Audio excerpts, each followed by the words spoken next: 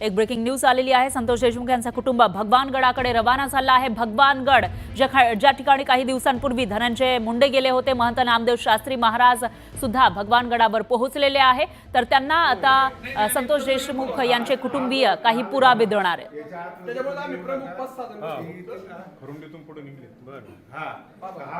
त्याच्यामुळे आता हे पुरावे घेतल्यानंतर सुद्धा नामदेव शास्त्री महाराज यांची भूमिका तीच असणार का याकडे लक्ष आहे। इथं मोठ्या प्रमाणामध्ये लोकांची गर्दी सुद्धा आपल्याला दिसून येते। काही दिवसांपूर्वी याच भगवानगडावर धनंजय मुंडे यांनी मुक्काम केलेला होता आणि त्याच्यानंतर नामदेव शास्त्रींची जी प्रतिक्रिया आलेली होती त्याच्यामध्ये त्यांनी धनंजय मुंडेंची पाठराखण केलेली होती आणि कुठेतरी समाजामध्ये दुही निर्माण करण्याचा प्रयत्न होत असल्याचा आरोप सुद्धा केला होता। आता त्याच नामदेव शास्त्रींना पुरावे देण्यासाठी संतोष देशमुख यांचे कुटुंबीय पोहोचलेले आहेत आणि त्यांच्यासोबत इतरही काही लोक आपल्याला दिसून येत आहेत। त्यामुळे हे पुरावे दिल्यानंतर आता नामदेव शास्त्रींची नेमकी काय प्रतिक्रिया येते ते बघावं लागेल। मात्र आपण बघितलं तर या ठिकाणी मोठ्या प्रमाणामध्ये लोकांची गर्दी दिसते, काही संवाद होतानाही दिसून येतोय।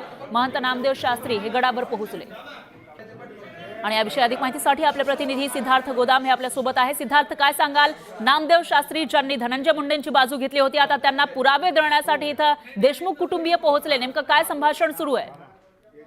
बघा, देशमुख कुटुंबीय आणखी पोहोचलेलं नाहीये। नामदेव शास्त्री महाराज गडावर आलेले आहेत आणि थोड्याच वेळात धनंजय देशमुख आणि त्यांच्यासोबत पण ही गर्दी नेमकी कोणाची आहे मग?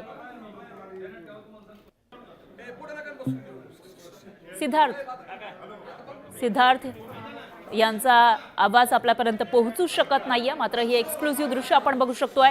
महंत नामदेव शास्त्री हे गडावर पोहोचलेले आहेत आणि त्याचबरोबर आता थोड्याच वेळामध्ये या ठिकाणी संतोष देशमुख यांचे कुटुंबीय सुद्धा येणार आहेत। ते काही पुरावे महंत नामदेव शास्त्रींना देणार आहेत। तर काही दिवसांपूर्वी महंत नामदेव शास्त्रींनी बाजू घेतलेली होती धनंजय मुंडेंची आणि संतोष देशमुख यांच्या कुटुंबियांकडून आरोप केला जातोय धनंजय मुंडे आणि त्यांचे जे जवळचे मानले जाणारे होते ते म्हणजे वाल्मिक कराड यांच्यावर, आणि संतोष देशमुख यांचे मारेकरी हे वाल्मिक कराडच असल्याचा आरोप केला जातोय आणि कराडचा संबंध हा धनंजय मुंडेंशी जोडला जातोय। त्या पार्श्वभूमीवर आता धनंजय मुंडे यांची पाठराखण करणारे महंत नामदेव शास्त्री यांना हे पुरावे दिल्यानंतर त्यांची काय प्रतिक्रिया येणार ते बघावं लागेल।